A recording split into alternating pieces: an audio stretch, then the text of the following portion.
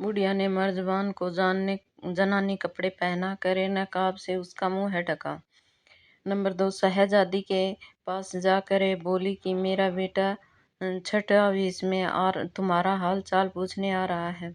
Number 3 है, शहजादी बदौरा बोली, मर्जबान है, बड़ी दुख की बात है कि तुम भी मुझे औरों की तरह पागल समझ रहे हो। नंबर 4 है, मर्जबान ने अपनी ज्योति से रमल आदि की पुस्तकें निकाली और शहजादी के रोग के बारे में जानना चाहा। नंबर 5 है, मर्जबान, भाई पास आओ, भाई बहन में क्या तकलीफ है। नंबर 6, उसके साथ है एक सुंदरी लेटी जिससे उसने मेरी अंगूठी बदली।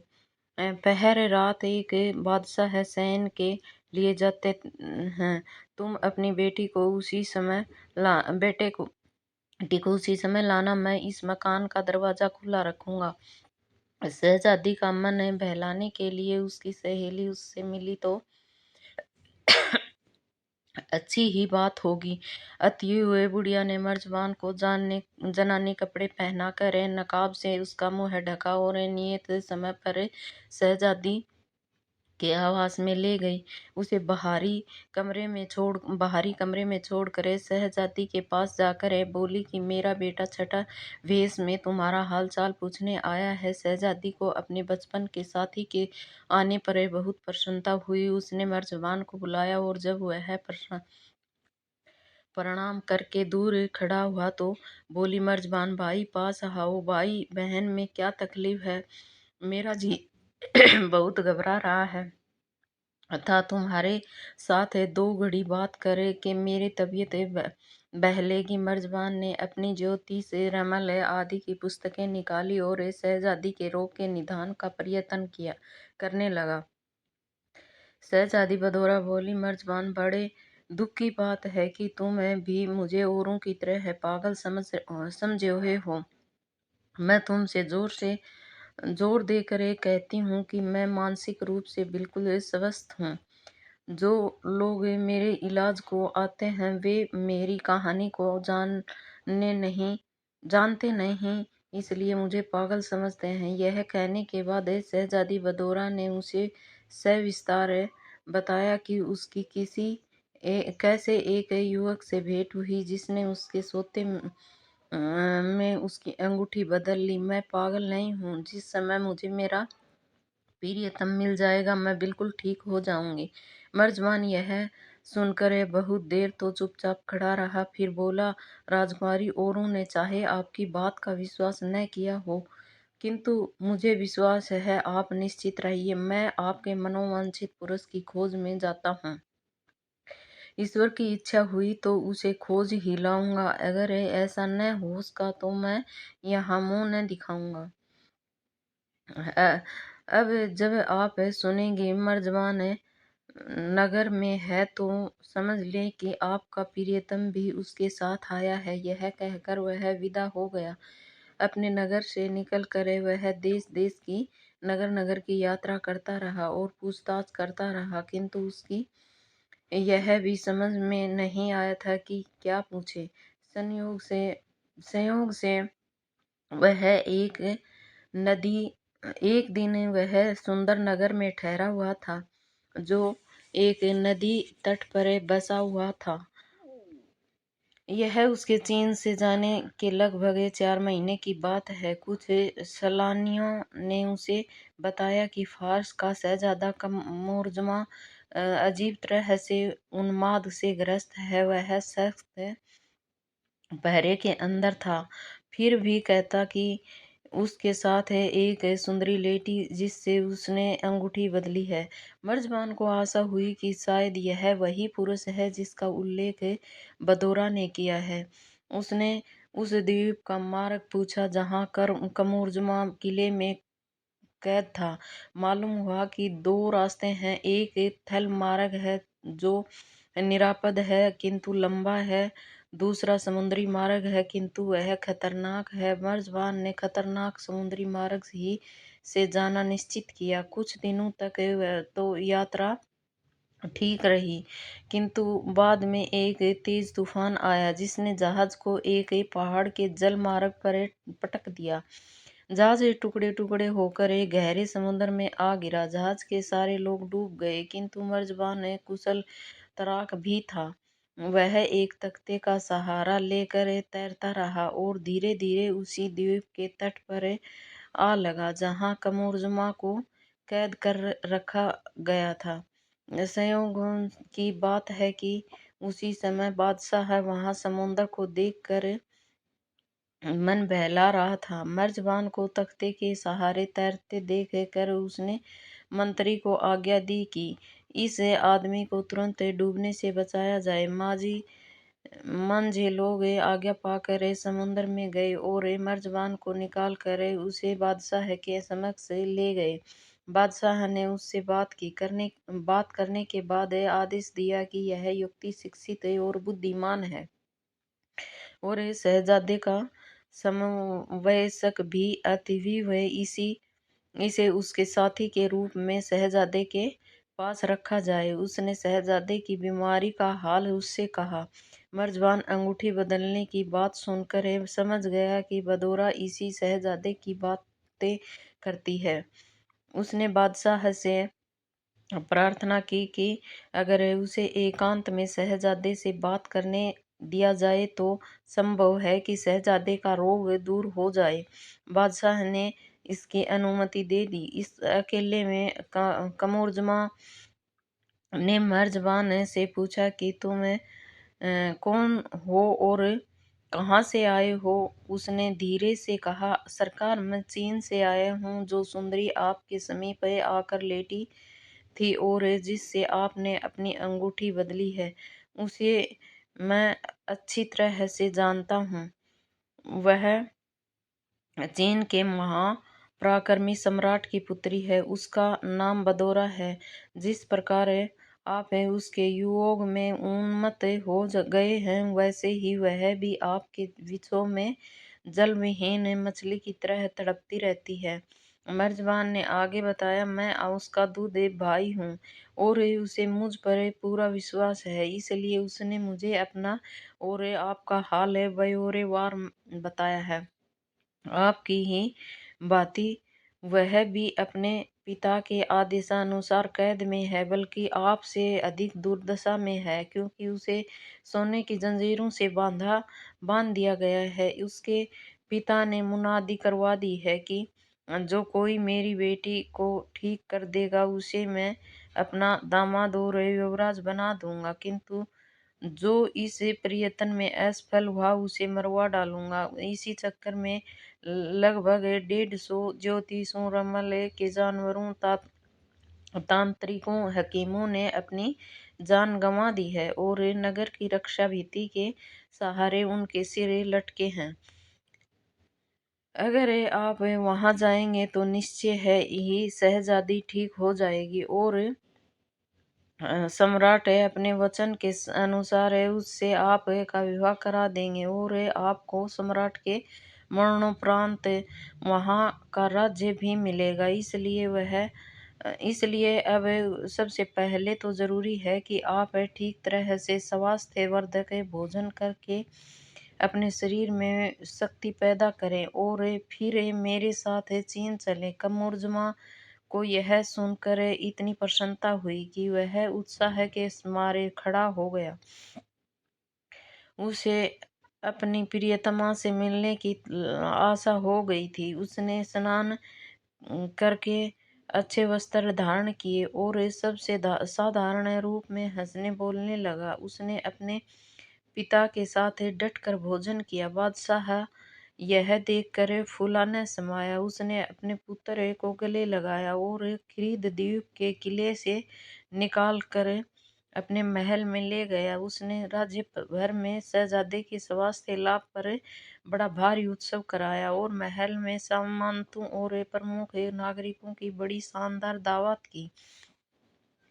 उसने दीन अनाथ और भिखारियों को मुँह मांगा दान भी दिया। राज्य के सभी लोग अपने शहजादे के स्वास्थ्य लाभ के बहुत प्रसन्न हुए और स्वास्थ्य लाभ से बहुत प्रसन्न हुए और कई दिनों तक उत्सव चलता रहा। कमरजुमा ने अब स्वास्थ्यकारी भोजन करना आरंभ कर दिया था, इसलिए कुछ ही दिनों में उसके शरीर में पूर्ववत शक्ति आ गई थी। फिर उसने मर्जबान से कहा कि अब मुझ में वियोग सहने की और शक्ति नहीं है। मैं तुम्हारे साथ चीन के लिए तुरंत ही रवाना होना चाहता हूँ, किंतु मेरे पिताजी मुझे इतना चाहते हैं कि इतनी दूर की यात्रा की अनुमति न देंगे। यह कहकर वह रोने लगा। मर्जबान ने कहा, आपकी बात ठीक है, किंतु एक तरकीब है जिससे आप यहाँ से निकल सकते हैं। आप अपने पिता से 2-3 दिन के लिए आखेट पर जाने की अनुमति लीजिए और अपने साथ मुझे और कुछ सेवकों को रखिए। साथ में 2 असली तीव्रगामी घोड़े भी ले चलें। वहां से हम दोनों चीन को चल देंगे। शहजादे को उसकी राय पसंद आई। उसने बादशाह से आखेट की अनुमति मांगी, जो उसने प्रसन्नतापूर्वक दे दी। यह लोग पूर्व दिशा की ओर चल दिए। साय होने पर यह लोग एक सराय में रुके। खाने पीने के बाद और लोग सो गए, किंतु आधी रात को यह दोनों अपने तेज घोड़े पर निकल पड़े।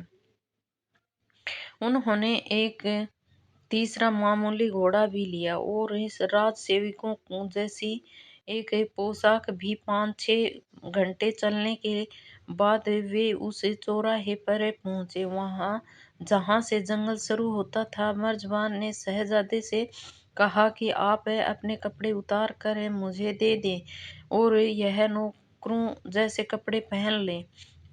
शहजादे ने ऐसा ही किया। मर्जबान ने तीसरे घोड़े को मार डाला और उसके खून में कमूरजमा की स्याही पोशाक फाड़ कर लथेड़ दी और घोड़े की लाश को खींचकर छुपा दिया और चौराहे के पास खून से सनी और तार तार शाही पोशाक डाल दी। शहजादे ने आश्चर्य से पूछा कि तुमने ऐसा क्यों किया? मर्जबान ने कहा, आपके सेवकगण आपको ढूंढते हुए यहाँ आएंगे और इन कपड़ों को देखकर समझेंगे कि कोई वन्य पशु आपको खा गया है। फिर आपकी तलाश छोड़ दी जाएगी और हम आराम से चलेंगे। तत्पश्चात वे दोनों बहुत सी असरपियां और जवाहिरात लेकर अभी कभी समुद्री और कभी थल मार्ग से यात्रा करते हुए चीन पहुंचे।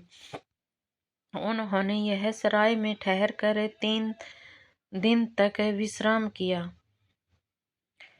इस बीच मर्जबान ने शहजादे के लिए हकीमों जैसे कपड़े बनवा लिए। फिर हमाम में दोनों ने स्नान किया और शहजादे ने हकीमी लिबास पहनाकर मर्जबान ने कहा कि अब तुम बादशाह के पास हकीम बनकर जाओ और बदौरा की चिकित्सा की बात करो और मैं बदौरा के पास जाकर तुम्हारे आगमन का समाचार देता हूँ। यह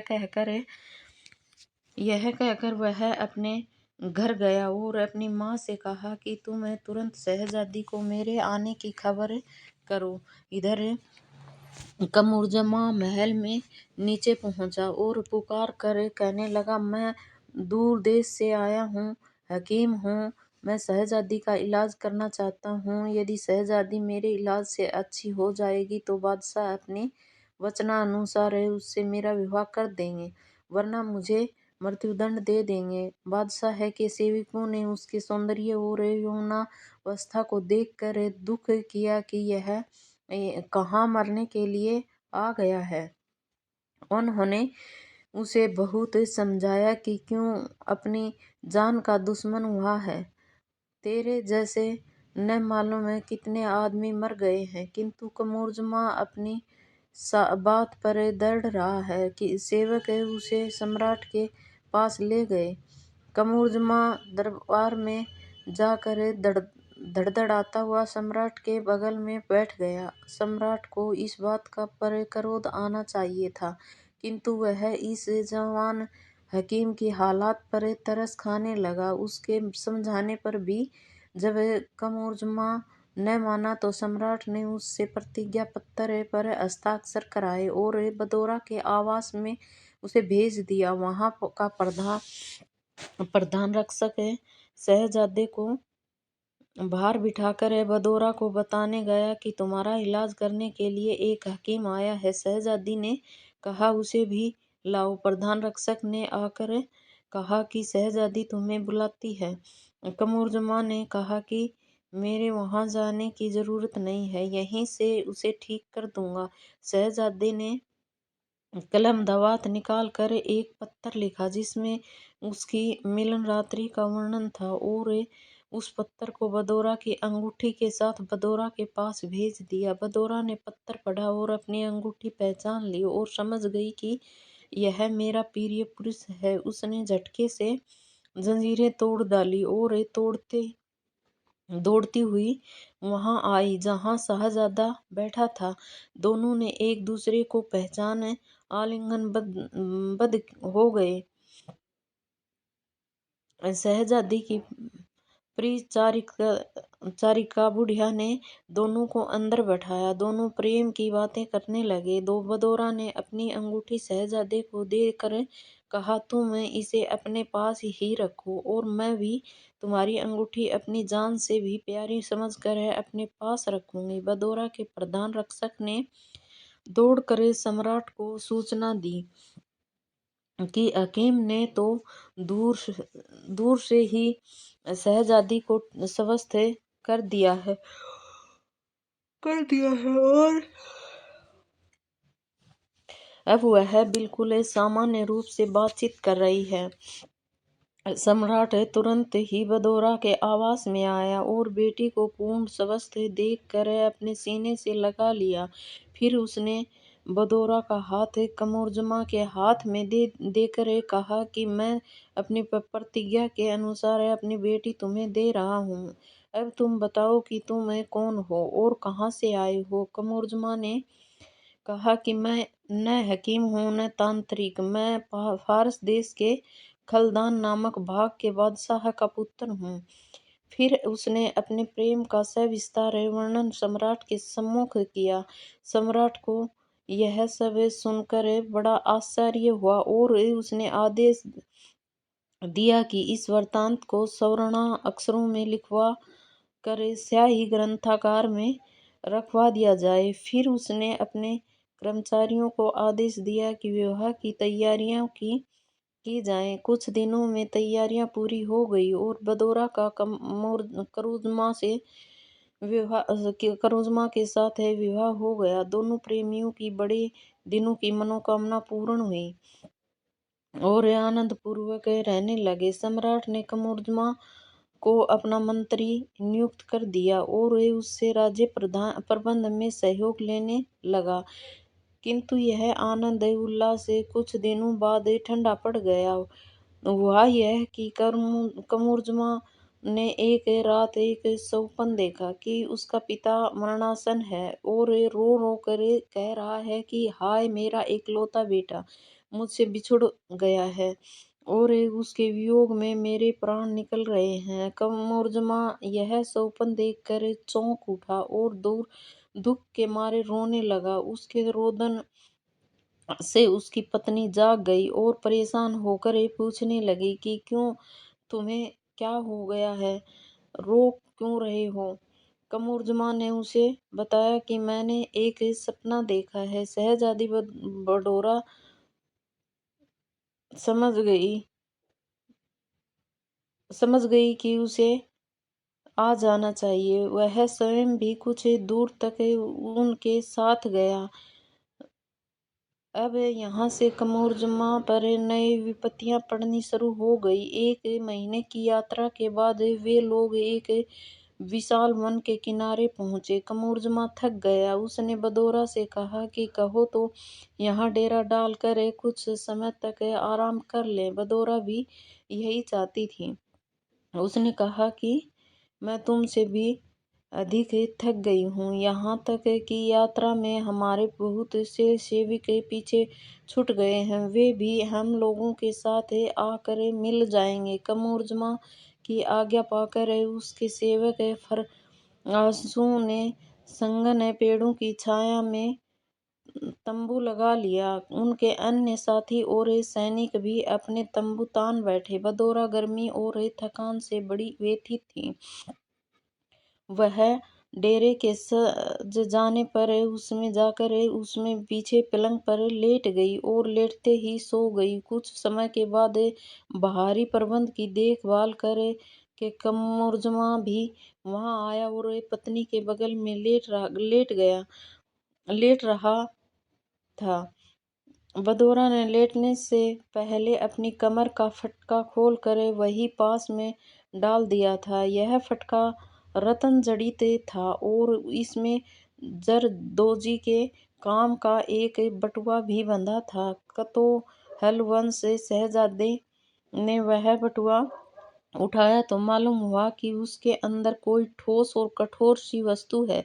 कमरुज़्ज़मा ने बटुआ खोलकर उसे निकाला तो देखा कि वह एक बड़ा सा लाल था जिस पर कुछ यंत्र जैसा बना था। शहजादे को ताज्जुब हुआ कि बदौरा ने उसे सुरक्षापूर्वक किसी पेटी का में न रखकर ऐसे बेपरवाही से क्यों फेंक दिया। वास्तव में यह यंत्र बदौरा की माँ ने उसकी रक्षा के लिए दिया था। शहजादा उसे डेरे के बाहर लाया ताकि प्रकाश में उसके अक्षर पढ़ सके, किंतु तभी एक पक्षी उसे उसके हाथ से ले कर उड़ गया।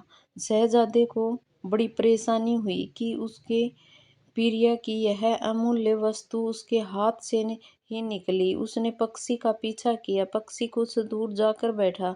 जब शहजादा उसके पास गया तो वह उड़कर फिर कुछ दूर जा बैठा। शहजादा फिर उसके पास पहुंचा तो पक्षी ने वह लाल निगल लिया और फिर कुछ दूर तक उड़कर बैठ गया। कमरुज़्ज़मा इसी प्रकार उसका पीछा करता रहा। शाम तक वह पक्षी इसी प्रकार कमरुज़्ज़मा को भटकाता रहा। कमरुज़्ज़मा अपने लश्कर से दूर निकल गया था और उसे दिशा ज्ञान भी नहीं रहा। उसने पेड़ों के कुछ फल खाए और एक पेड़ की छांव में सो गया।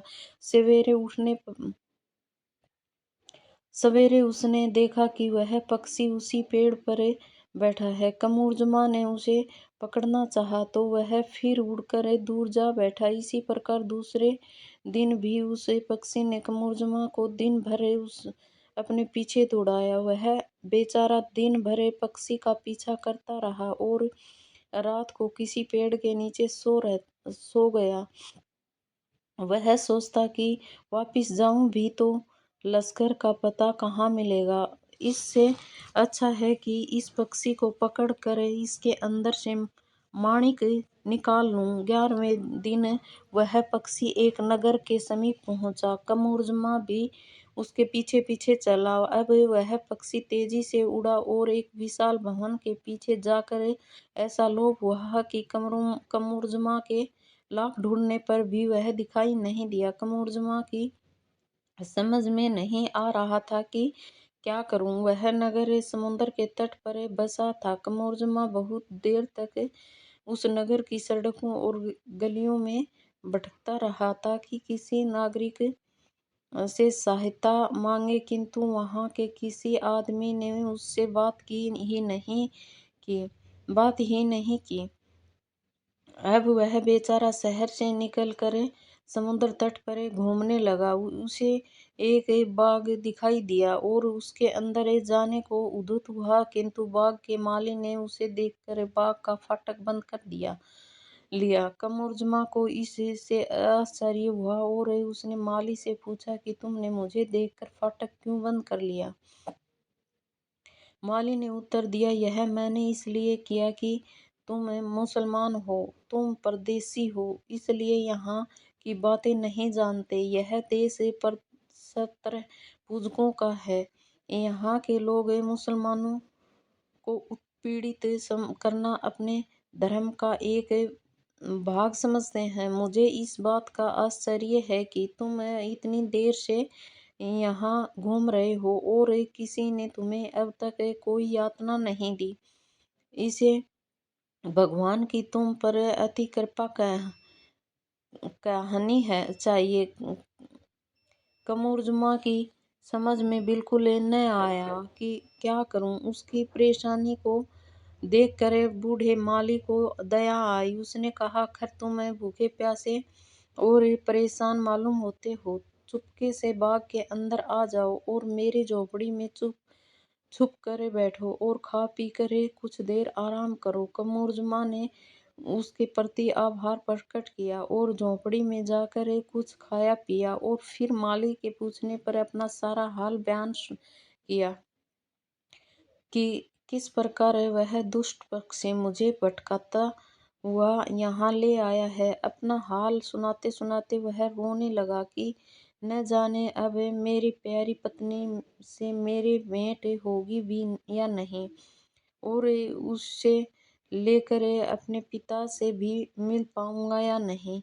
उसने कहा कि यह भी तो ठीक नहीं है कि मेरी पत्नी अब भी उसी वन में हो जिसमें मैं उन्हें छोड़ आया था। माली ने उसे बताया, मुसलमानों के देश यहाँ से बहुत दूर हैं, कम से कम 1 वर्ष की यात्रा करनी होती है। उनमें जाने के लिए उनमें से सबसे निकट का देश ऐवानी है। ऐवानी भी समुद्र तट पर है और वहां से लोग समुद्र के रास्ते आसानी से तुम्हारे पिता के खलदानी द्वीपों में पहुंच जाते हैं। साल में 1 बार ऐवानी का एक व्यापार यहाँ आता है और अपने वहाँ की वस्तुएं यहाँ लाकर बेचता है और यहाँ की बदो पैदावार खरीद कर वापिस अपने देश को चला जाता है। वह कुछ दिन पहले ही आया था। तुम उस समय यहाँ होते तो मैं उससे तुम्हारा परिचय करा देता और वह अपने जहाज पर तुम्हें ऐवानी ले जाता, किंतु अब वह 1 वर्ष के बाद आएगा। तब तक तुम मेरी झोपड़ी में आराम से रहो। हाँ, किसी से अपने मुसलमान होने का जिक्र न करना, नहीं तो मेरे भी मुसीबत आ जाएगी। कमरजुमा ने माली के प्रस्ताव को भी भगवान की दया समझा और वह उसके सहायक के रूप में जीवन यापन करने लगा। दिन भर वह बाग की साज संवार करता और रात को बिस्तर पर लेट कर बदोरा की याद में आंसू बहा करता। उसे 1 वर्ष बाद वहां से छुटकारे की तो आशा थी, किंतु बदोरा से मिलने की कोई उम्मीद कम ही रह गई थी। उधर बदोरा उस दिन नींद से उठी तो कमरजुमा को न देखकर बड़े आश्चर्य में पड़ी। फिर उसने अपने पटखे को देखा तो मालूम हुआ कि उसमें से बटुआ खोल लिया गया है। वह समझ गई कि शहजादा ही उसे देखने को ले गया होगा। रात होने पर भी शहजादा न लौटा तो वह बड़ी निराश हुई और रोने लगी। उसने क्रोध में यंत्र की निर्माता को खूब गालियां दी, जिसके कारण उसके प्रियतम पर यह विपत्ति पड़ी थी। लेकिन वह बुद्धिमती से उसने साहस नहीं खोया और तय कर लिया कि आगे क्या करना चाहिए।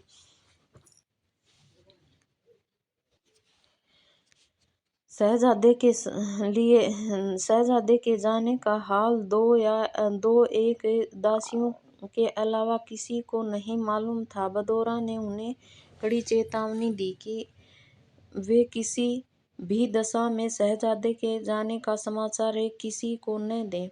वह सोचती थी कि लश्कर वाले इस समाचार को सुनकर बगावत न कर दें और उसे कोई हानि न पहुंचाएं। उसने खुद शहजादे के कपड़े पहने और उसी की तरह साज सजा की। फिर उसने लश्कर के लोगों के लिए आदेश पहुंचवाया कि कल सुबह अंधेरा रहते ही यहाँ से कूच कर दिया जाएगा। उसने अपनी पालकी में अपनी जगह एक दासी को बिठा दिया और स्वयं एक तीरोगामी घोड़े पर सवार हो गई। शाही लश्कर के कूच करते हुए मौका पाकर उसने एक अन्य दिशा में अपना घोड़ा दौड़ा दिया। वह कई मास तक कभी जल मार्ग और कभी थल मार्ग से यात्रा करती हुई जिसके दौरान हर जगह अपने पति का पता लगाती जाती। थी। ऐवानी में पहुंची। उसने अपना नाम खलदान द्वीप का शहजादा का मुर्जमा बताया था। ऐवानी के बादशाह असब समय को उसके आगमन का समाचार मिला तो वह उससे भेंट करने के लिए समय में ही सागर तट पर गया, जहां बदोरा के जहाज ले लंगर डाला था। अवानी और खलदान देशों के बादशाहों में मंत्री के संबंध थे। बादशाह ने बदोरा को कमोरजमा समझकर उसका बड़ा असम्मान किया और आदरपूर्वक उसे अपने महल में ले आया और 3 दिन तक उसके सम्मान में कई भोज और समारोह किए।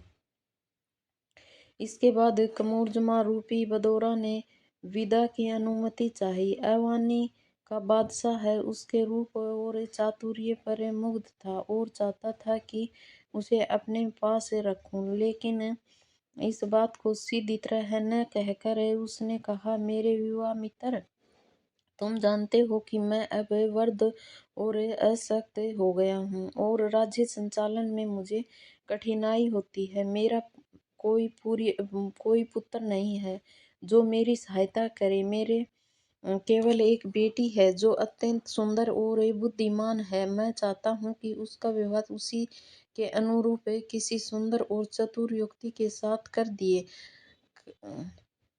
करके निश्चित हो जाऊं। तो मैं हर तरह से उसके योग्य हो, इसलिए मैं सोचता हूँ कि तुम उससे विवाह कर लो और मेरे राज्य के उत्तराधिकारी बन जाओ। तुम्हें इस बारे में क्या कहना है? बदोरा बड़ी उलझन में पड़ी। सोचने लगी, यदि मैं वास्तव में पुरुष होती तो इससे अच्छा अवसर मेरे जीवन में आना नहीं था, लेकिन मैंने तो मजबूरी में यह वेश धारण किया है। मैं राजकुमारी के साथ विवाह कैसे कर सकती हूँ? सुहाग रात ही में मेरा भेद खुल जाएगा और फिर सभी अपने परायों में मेरा न जाने कितना अपमान होगा। और अगर मैं विवाह से इनकार करती हूँ तो बादशाह नाराज हो जाएगा और नाराज होकर न जाने मुझ पर क्या क्या अत्याचार करेंगे। असंभव है आजीवन कारावास के दे दे। अभी तक मेरे पति का भी पता नहीं चला है और मुझे उसका पता लगाना है। यह सब सोचकर उसने विवाह के लिए स्वीकृति इस शर्त पर दे दी कि 1 दिन का अवकाश दिया जाए, जिसमें साथ के लोगों की सलाह भी ले ली जाए। बादशाह ने इसकी अनुमति दे दी और अपने सामंतों और दरबारियों को बुलाकर कहा कि मैंने इस नवागंतुक से अपनी बेटी का विवाह करने का निश्चय किया है। आप लोग इस बारे में क्या कहते हैं? उन लोगों ने कहा कि आपका निर्णय अत्युक्त है। यद्यपि वे बड़ी धूमधाम से कमोरजमा बनी हुई बदोरा का विवाह अवानी की शहजादी के साथ हो गया। इसके बाद बादशाह ने उतनी ही धूमधाम से अपने कथित दामाद को युवराज बनाने की रस्म पूरी की और राज्य का प्रबंध उसके सुपुर्द कर दिया। सभी सामंतों ने उसे भेंटें दी। रात को बदोरा को शहजादी के शयन कक्ष में पहुंचा दिया गया। बदोरा आधी रात तक ईश्वर की वंदना में लगी रही और जब शहजादी सो गई तो पलंग के किनारे खुद भी सो गई। ऐवानी की रस्म भी थी कि बेटी का उसके पति से प्रथम संभोग होने पर बड़ी धूमधाम से समारोह किया जाता था। इसलिए दूसरे दिन बादशाह ने इशारे से अपनी बेटी से रात का हाल चाल पूछा। शहजादी सिर झुकाकर बैठी रही। उसकी उदासी देखकर बादशाह समझ गया कि इसकी इच्छा पूर्ति नहीं हुई। उसने कहा, शायद तुम्हारा पति दिन के कामकाज के कारण कल रात को बहुत थक गया था, इसलिए तुमसे बोला चाला नहीं। आज की रात देखो क्या होता है। लेकिन होना क्या था, उस रात भी बदौरा अलग थलग होकर लेटी रही। दूसरे दिन बादशाह को मालूम हुआ तो वह क्रोध से भर गया वह कहने लगा, इस युवक में इतनी धृष्टता आ गई कि मेरी बेटी का अपमान कर रहा है। अगर आज रात भी वह इसी तरह अलग थलग रहा तो मैं कल उसे मृत्युदंड दूंगा। उससे छुटकारा पाने पर मेरी बेटी का दूसरा विवाह तो हो सकेगा। धन्यवाद।